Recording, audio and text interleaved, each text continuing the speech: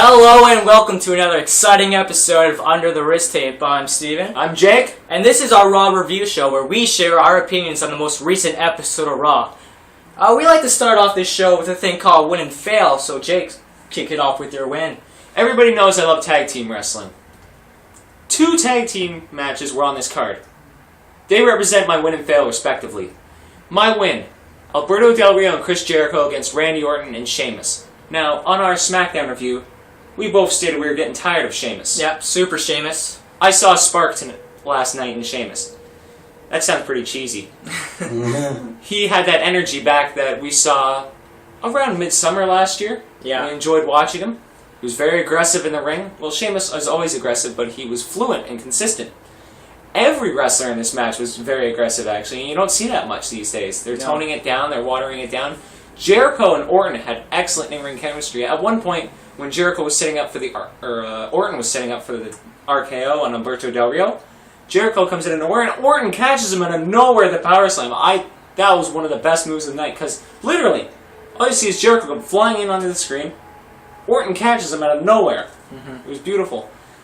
The finish, I enjoyed. Sheamus brogue kicking Orton. Jericho hitting the codebreaker on Sheamus, getting the pinfall. Excellent. And Jericho running around, I beat him, I beat the champion.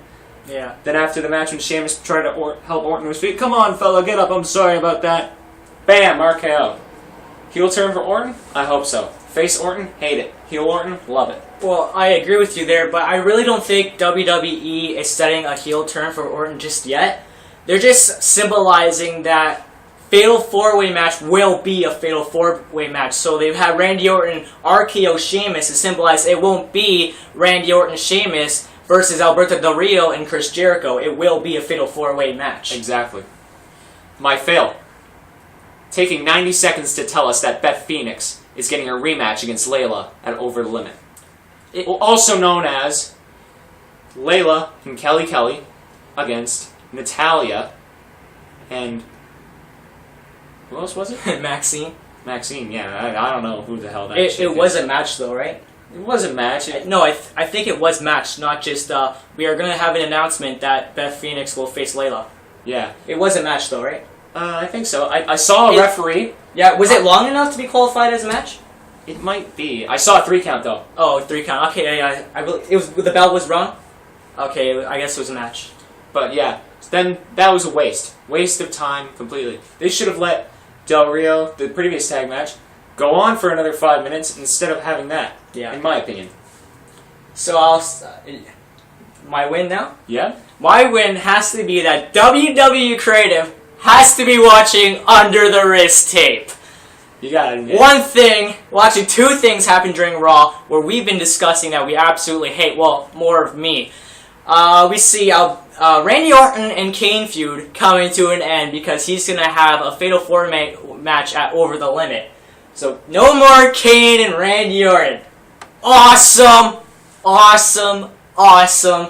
That's the one thing. The second thing, Big Show's in the doghouse. His... yes! Yes! His intercontinental match ended in a count-out for Big Show, but he did not regain the title, and Cody Rhodes still has it. Yes! I do not want to see the title back on Big Show. He's getting heat from Eve, and she's the big authority person around Raw. She told it like it is. She told him he was a freak. 40-year-old freak of nature who has really no place in the world outside wrestling. Yeah. Oh, and horrible No, not even not even inside the ring either. No, he has really. He shouldn't be in the ring. You know what either. Cody Rhodes probably did? He probably walked backstage and said, "Put me in the ring with a professional wrestler, not this jackass." Yeah, and maybe we'll see Cesario coming in soon, like we on. said last episode on SmackDown. He's very European. And my fail, unfortunately, because I love this guy, has to be CM Punk. I have 2 reasons for this. The promo that we saw with CM Punk and John Laurinaitis was repetitive.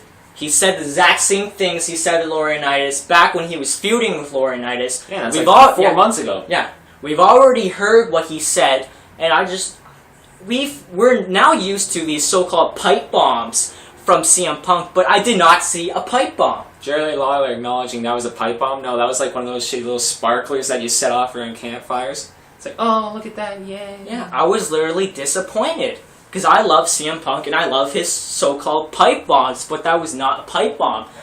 I guess the only reason for that was, remember when he did say that to John Laurinaitis the first time, Laurinaitis was like, oh, whatever, right? He got, go to sleep, and that was about it. This time, I guess he punished him, showing that he's more aggressive, but that's the only thing. But I've heard the promo before, it was boring, and it just gets old. Yeah, that's the first half of my feel for CM Punk. My second half for CM Punk is that he lost his match against Daniel Bryan and Lawrence Tensai. I could see that coming because it was a handicap match, but still, he lost his match, and that has to have some effect, and that concludes my fail for CM Punk. I'd agree with you there. Everything in the Laurinaitis promo that you talked about, I agree with you 100% there. Him winning that match, I didn't see it happening because you were talking last week about if Daniel Bryan can't beat an injured Sheamus, I think tonight was redemption night for him. And him being aggressive after the match. Lord Tensai getting the pinfall, I didn't think that should happen. Because really, what's Tensai got going for over the limit right now? He's just going to fear in Laurinaitis' match with John Cena. Yeah. And Daniel Bryan needed that pinfall, but coming out after the match... I did love the yes look on CM Punk that he provided after the match and screaming, "You are not better than me." We got two indie guys who, by the audience, loves, I guess you can say... Wrestling fans love both of them. Yeah. Not WWE audiences, Little Jimmy wrestling fans. likes CM Punk more, but me and you both would say they're on an equal level with each other. Honestly... But you like Daniel Bryan more I put than Daniel CM Bryan Punk. more, because... I was watching Pro Wrestling Guerrilla's Battle of Los Angeles DVD recently, 2008. Get that. PWGWrestling.com, I believe. But anyways, I watched a match with him and TJ Perkins. Fantastic match. Every match he had that weekend was excellent. He wrestled Davey Richards, who is wrestling my buddy Kevin Steen at Border Wars this Saturday. Check it out. Ring of Honor. And then he wrestled TJ Perkins. He advanced to the semifinals where he faced Chris Hero, known as Cassius Ohno now, if anybody watches FCW. And all three matches he had were stellar. Every time, Bryan Danielson... Yeah, I was going to say, we can probably agree that Bryan Danielson is on a higher level than CM Punk, but not Daniel Bryan. You know what, I'll agree with you on that one. I take back what I said, I agree with you on that one. Because Bryan Danielson's offense is so watered down. You don't see much of his arm trap elbow strikes. You just repeatedly go after them. WWE's wanted to make him, be more submission. Just use a few shoot kicks every now and then. No. Let him do what he did on the independent circuit because he gained notoriety for being one of the best wrestlers in the world. The American Dragon. Exactly. Show the American Dragon in WWE. And another thing happened on Raw that me and you both have to enjoy deeply. Our buddy, Dolph Ziggler, finally won a match and stopped jobbing to Brodus Clay. He won against Kofi Kingston. He did have a little bit of help from Jack Swagger, but still, getting a win. Jack Swagger and Vicky Guerrero, partially. But you gotta love Dolph Ziggler picking up the win. I gotta love Dolph Ziggler being back in the ring. We've just seen him on the outside for the past 2 weeks. Or inside, just getting clobbered by Brodus Clay. Yeah. Brodus Clay. We'll talk about him later. But yeah, Dolph Ziggler. Happy to see him get the win. Happy to see him start to rise back, or not rise back, will fall back into the frame.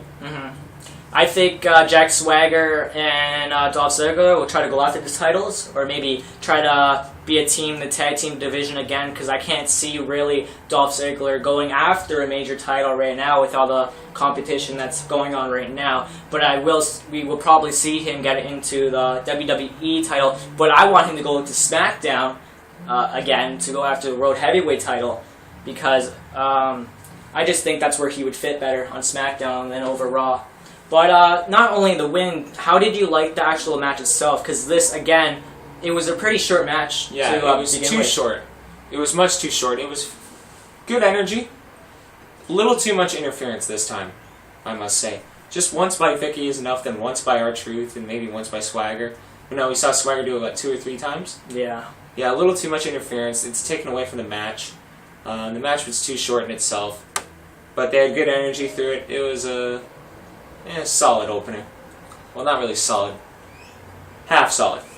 what I forgot to mention about your when you were talking about your win when they're setting up the Fatal 4-Way match between Randy Orton, Alberto Del Rio, Chris Jericho, and Sheamus was their backstage segment, which I thought was actually excellent. The best backstage segment I've seen in a while. It was short, simple, aggressive, and it showed that all four of them want the World Heavyweight title, which we want to see. And there's not going to be any alliances. Well, maybe one between Jericho and Del Rio. But because if they play up like they're both intelligent wrestlers and such, but once they realize, hey, only one of us is going to win it, they're going to turn against each other, just like we saw in that in John Laurinaitis' office. Exactly. So we were talking about Brodus Clay, right? And Brodus Clay defeats The Miz. Yeah, Brodus Clay. We see Brodus Clay defeat The Miz.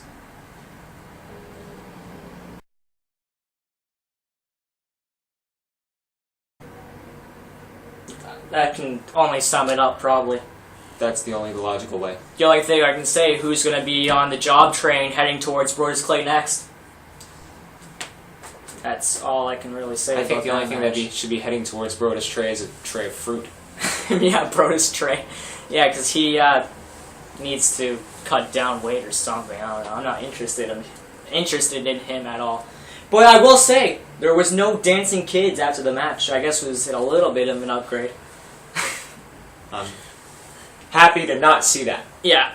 So, Michael Cole had an interview with John Cena. Okay, hold on. Let me stop you there. Stop you there. Michael Cole, stop doing the interviews. You're a horrible commentator. You're a horrible interviewer. Please, stop. Well, it's treacherous. at least he's starting to call the match a little bit now. Yeah, I guess. He's actually doing his job, I guess, a little bit. So I continue. Michael Cole had an interview with John Cena via satellite, which was pretty boring, to say the least. There was a little bit of the traditional Cena humor, which about anybody under the age of 10 would enjoy. Mm-hmm. There was a bit of the intense moments, but it's just lacking what he had, like, say, 5 years ago. Yeah, I know. So he's destined to face John Laurinaitis over the limit, even though apparently these doctors told him not to.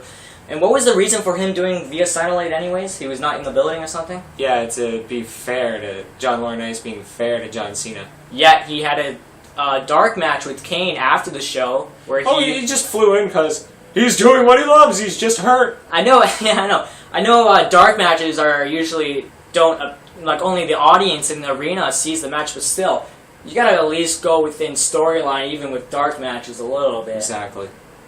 So we can just pretty much say that's our sub-fail right there. That satellite interview trying to be The Rock, I guess. Yeah. Cena was giving Rock trouble. I bring it via satellite. Yeah, and then there you go. He's there bringing it via satellite. I'm a hypocrite via satellite. Yeah. But other things that they've been selling outside the ring is, you know how Brock Lesnar broke Triple H's arm? Triple H has been wearing a sling, and also then he switched to a brace outside the ring. But wouldn't you think a cast would support a broken arm more than a sling and a brace? Yeah, usually when you break stuff, you put a cast on it. When you dislocate someone, you put like a sling or a brace. Yeah, I can understand Cena wearing a sling because he only strained his arm, but Triple H wearing a string because he broke his arm, that makes no sense at all. If you're gonna try to keep the storyline going, at least make sense. That's all I gotta say. You're the COO, you gotta hire better writers, man. So Brock Lesnar's music hits, and we're like, alright, Brock Lesnar's gonna come out, this will be alright. But no, we see Paul Heyman returning to WWE. Whenever I see Paul Heyman, I mark out. Yeah, even the fans in the audience were giving him a cheer at the beginning, and then they got into the booing side later on. Well, yeah, that was probably the little kids. They probably, oh, hold on, let's go take a bunch of microphones, let's go find some little kids, and we'll make them amplify. Yeah, but would they even know who Paul Heyman is? No, they wouldn't. The guys that were screaming EC Dub did. Yep. But the other kids are like, who's that guy? Oh, he's talking about Brock Lesnar. Are we supposed to boo Brock Lesnar? Let's boo him. Can I borrow your Cena wristband? Oh, yeah. Oh, no, I don't have one. Anyways, the Paul Heyman promo was excellent. In my opinion. Yeah. Do you share?